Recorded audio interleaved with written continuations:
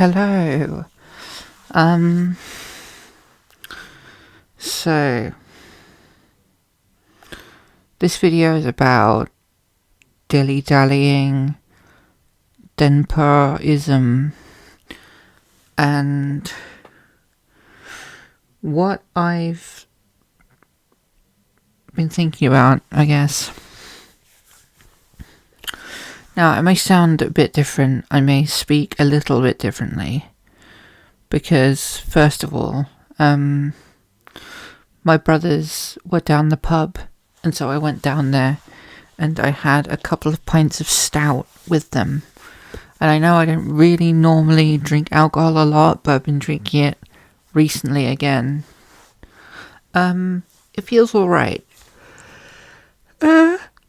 I've not experienced any, bad side effects as of yet, because I've kept it very moderate. So, hopefully, if I just keep it to a moderate rate, it should be fine. But yeah. So I saw my brothers and we spoke about things and all that, and it was quite a nice time. Quite sleepy now as a result, but I'll power through. So, the little creature that you're probably looking at right now is something I like to do every now and again. Is I like to draw these, I wouldn't say abstract, but either a caricature or a grotesque, I'd say, of the sorts of people that I've seen in real life, but as these strange little creatures. There was one on my little musical recording I put on this channel as well, that was sitting in a bin crying. This little guy is named Gerald, and that's because a co-worker of mine at my part-time job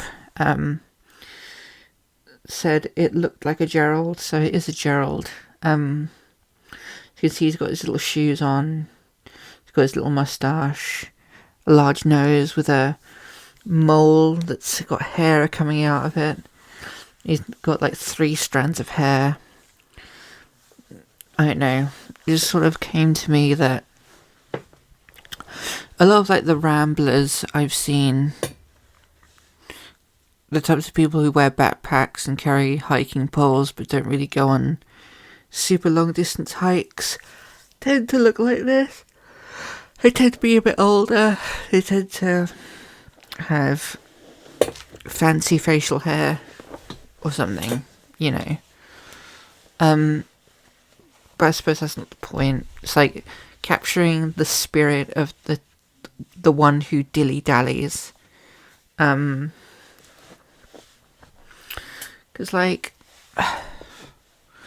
to describe the process of dilly-dallying is one that's quite difficult, because it's like trying to describe something somebody does idly yet with purpose.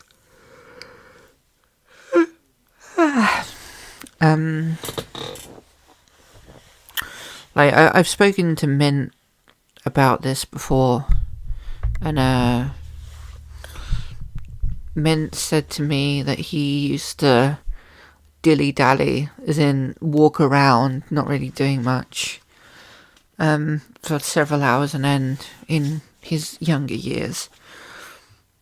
And I relate heavily to that, because it's also something I did a lot as well when I was living in the countryside. You just get a little bit of food, and you go out into God knows where, and you just chill out, or you walk around for several hours. It's really good exercise as well, but I think there's this spirit behind it almost. This compulsion to exit the confines of your home space.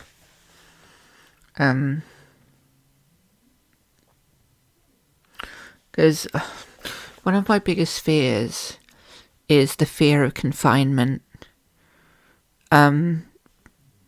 If somebody says, oh yeah, you've got to go to this place and do this thing, that's fine, I don't mind doing a part-time job or something, even though, thing is, right, with like neat life, it's nice. I've said this in a previous video. It's really nice. You just don't have money. But if I had money, then, I would do it all the time. Probably for the rest of my life. But needs must right now. So, there you go.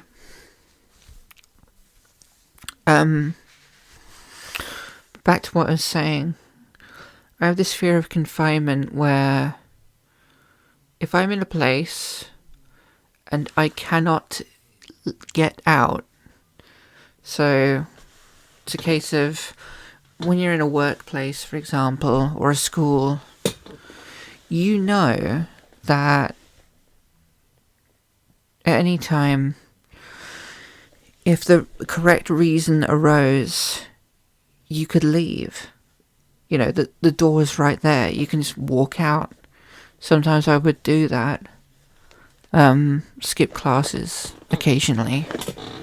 Or I'd just be like, I'm gonna go early.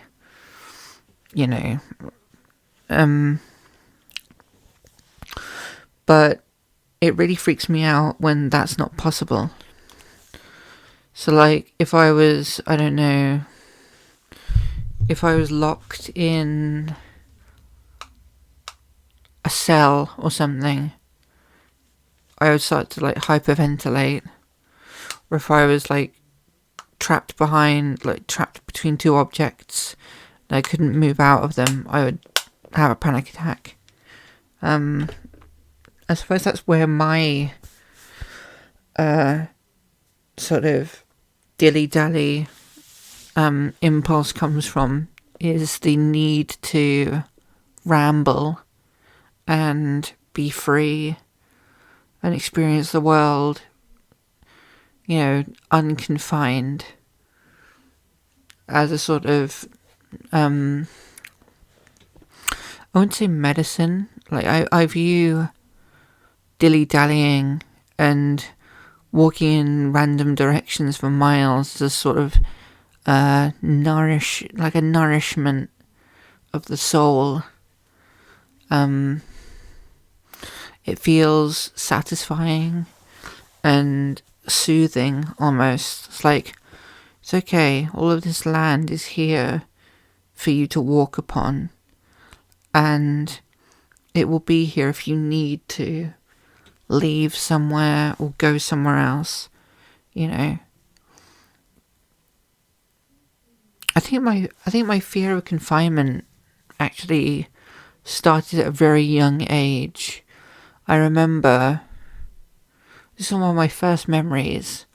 We were me and my family were in Spain, and I went to the toilet, but I'd got locked in,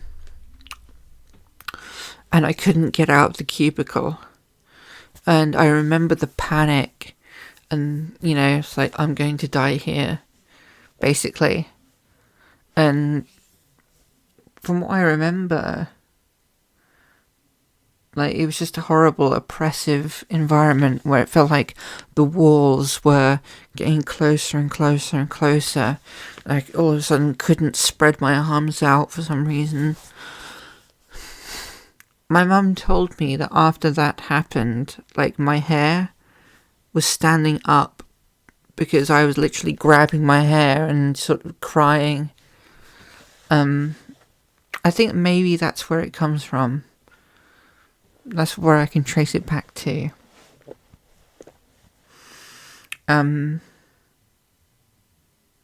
yeah, I don't know, casual trauma dumping. Why not? But yeah, like, dilly-dallying is definitely a medicine for that. It helps me to know that I'm capable of extended travel on foot, and that nowhere can really hold me down. If need be, I can go somewhere with my own sort of ability. I don't need a car. I don't need a bike even. All I need is my own 2 feet. Well, a good pair of shoes probably. That's kind of how I view sort of dilly-dallying thing. I understand that for a lot of other people it's this sort of source, it's a source of whimsy for me as well, but like, I don't know, it's unique. Like I said, it's uniquely medicinal, I believe, in my case. And yeah, I do derive a lot of joy from it. Quite a bit of joy, actually. Maybe if I get the opportunity to, I might just dilly-dally for like several months to a year or something. If I get the opportunity to do so. And that sort of links in with another thing I kind of want to talk about in terms of Denpaism. Obviously there's been a lot of like talk. Dripping Ooze recently posted a video, I think it was today actually, about like how like Denpaism is very, and there's parts of it that can be very toxic and very counterproductive to a healthy psyche and body. And I'd agree to some extent, but more so that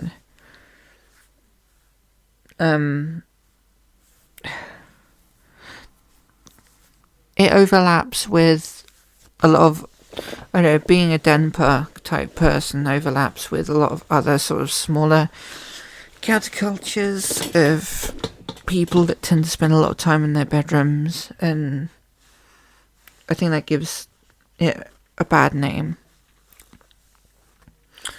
I mean, I know that people on R9K are pretty toxic and horrible a lot of the time. Even when I was there like 10 years ago or something, or a little bit over 10 years ago, to be honest, it was still kind of shit back then. But yeah,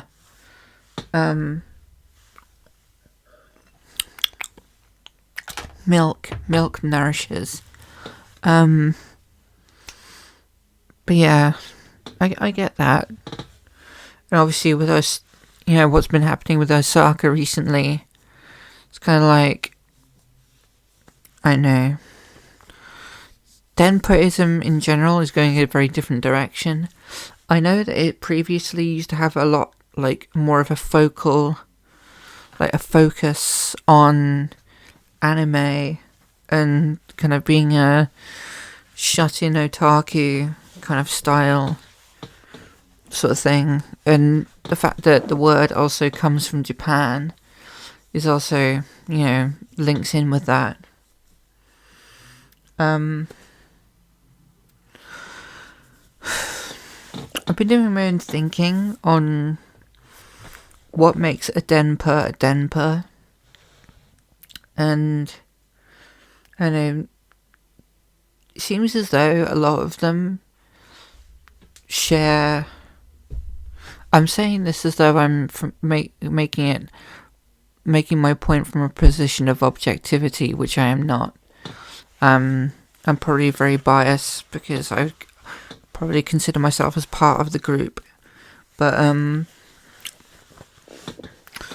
know I've been talking with Mint about it, and sort of identified a few key characteristics in the sort of like what you'd expect of a Denpa. It's like a lot of Denpas tend to have like problems with neuroticism or like schizophrenic thinking. Tend to be quite incohesive at times, or oh god, my microphone, sorry. Tend to be quite cohesive at times, like incohesive at times, or articulate to the point of like obsession, or like, you know, like nervousness. There's this nervous energy about it.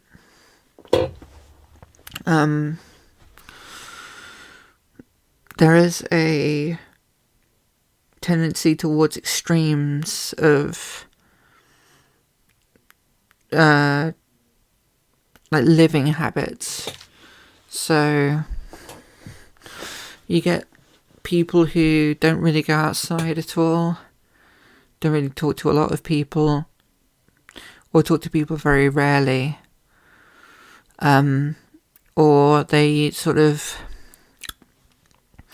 go on adventures and meet strange individuals, like more than a normal person, I suppose. They get themselves into very unorthodox situations.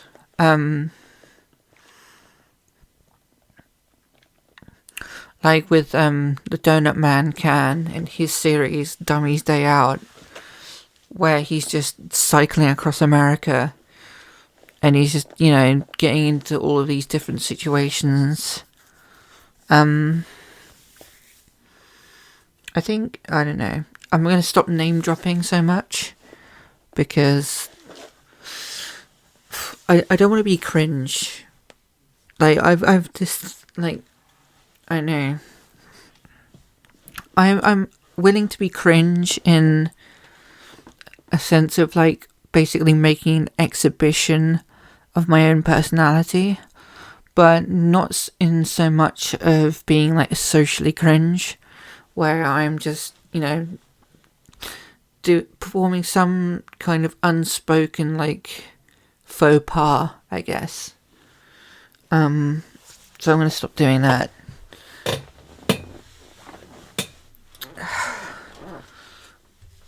Obviously there's like tendency towards neatdom, like being complete neat, like neat life-ish, you know, just not working, not being a part of the system in any way at all as well.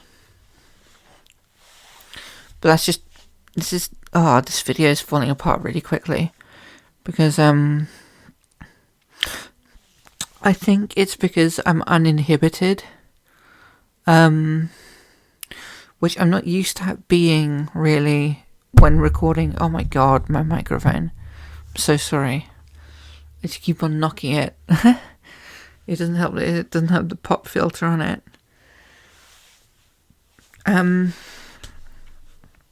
Anyway, yeah, I'm completely uninhibited right now, and this is just as scary for me as it is for you, because usually I'm, you know, my videos are very calm and meditative, and there's lots of silence, because, you know, it's just the way I talk. But right now I'm just sort of going on and on and on and on, and yeah.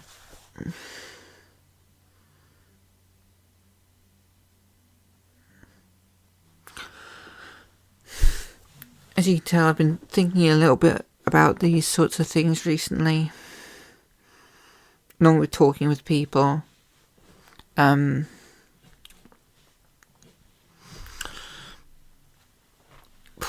What have I been thinking about other than these two subjects?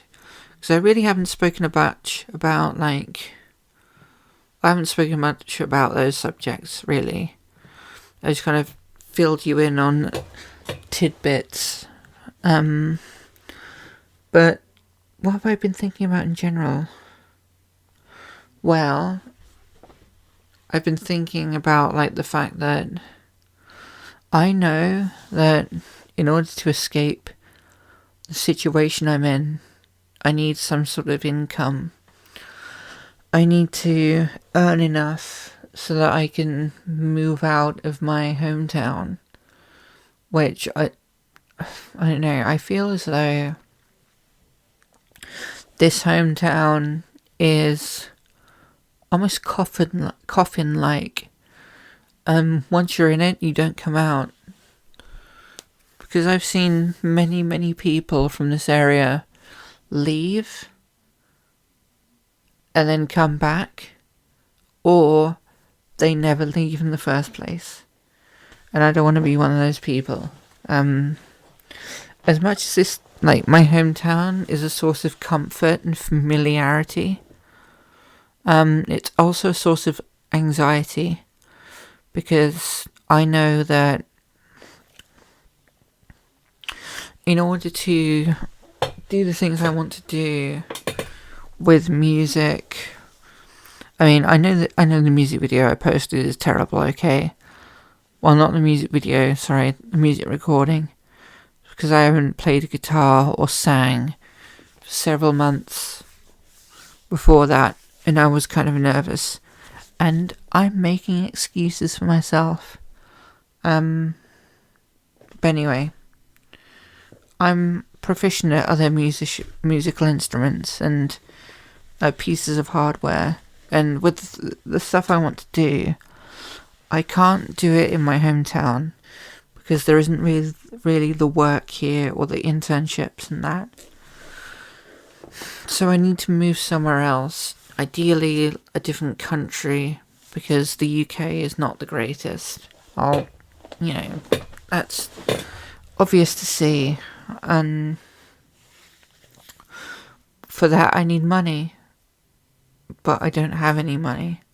Well, I do, but just not a lot really. And so I'm just putting away as much as I really can right now, and hoping that by next year I'll be able to move out and go somewhere else. Even if I have to take like one suitcase with me, I would do it, It's kind of that sort of situation. So I'm just searching for different avenues of work in this area so I can get the money. And yeah, I don't like working with Normans. I know it's bad, like supposedly bad, to label people like normies or Normans, but like, the thing with Normans is that there is no leniency for like otherness in them. They treat you as though you are like almost a cancer cell, on the surface of reality and society, because you deviate from their expectations. And yeah, that really sucks. It really does. And working around them's even harder. The people in my part-time job right now are alright. I like them, and they like me. They even call me by my chosen name. Most of them do. And it's alright. It's alright job in terms of the people and the work there. I can do it easily. It just doesn't make enough money, and that's torturous.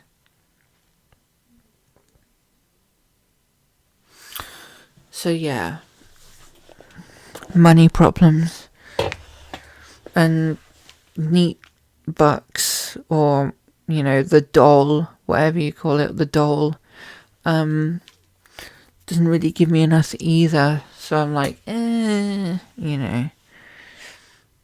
stuck between a rock and a hard place. So it's not great either way.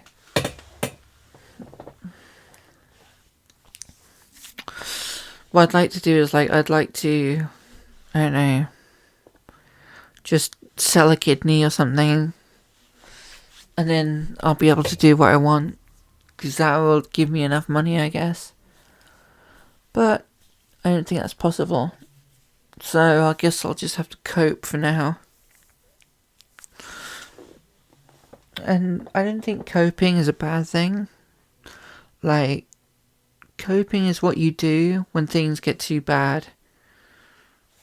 People make fun of others who cope. It's like, oh, it's such a cope, bro. That's such a cope, gal or person. Mate. It's like, yeah, and if your life is shit, then you're going to need a coping mechanism. Otherwise, you're not going to get through it. As long as it's not completely horribly unhealthy, it's fine, really.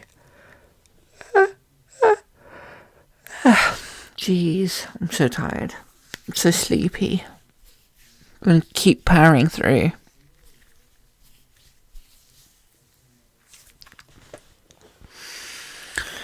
And circling back to what I said earlier, I definitely think that dilly-dallying, walking around, just discovering little pockets of privacy within the wider world when nobody else can see you or detect you is a very good coping mechanism, because it gives you some form of control.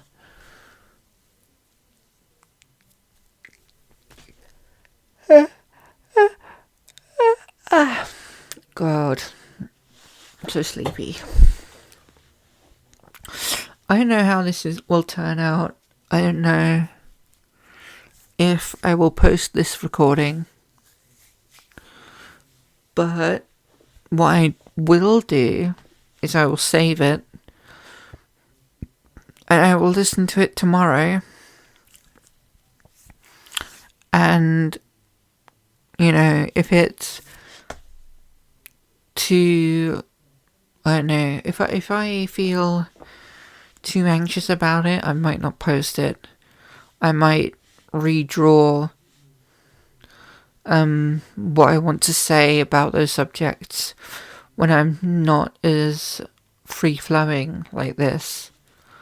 And then I'll post that, maybe. Because I don't know if this is really representative of how I want to say things, I guess. I don't know. I'm just saying things, I guess. Posting them on the internet.